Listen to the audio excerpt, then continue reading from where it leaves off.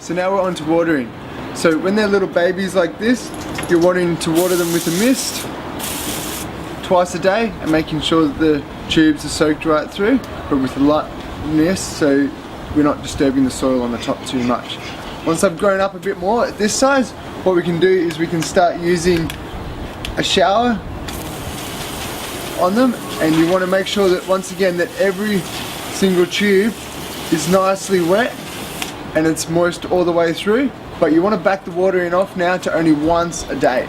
You don't want to keep it up to twice a day, because what will happen is the seedlings will get too much water and they'll grow up and become really leggy, especially if they've been in the shade and their root systems won't grow enough.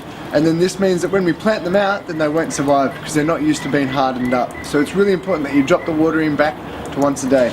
You can also use a watering can at this stage, or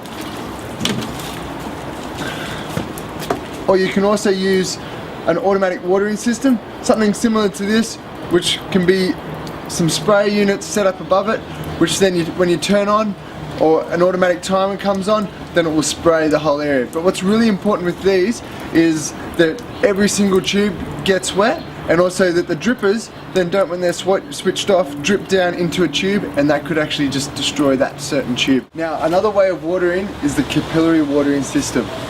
Now, what this means is the water actually gets drawn up from the bottom of the tube, and so what we need to do is put them in a watertight vessel like this cat tray, which perfectly fits 48 tubes in it.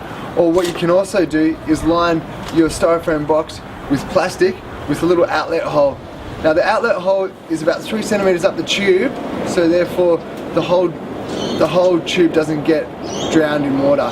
So you want to have, just like here, when you're filling it up and watering it, you're watering it from the bottom, and then the excess water will come out the outlet hole like that.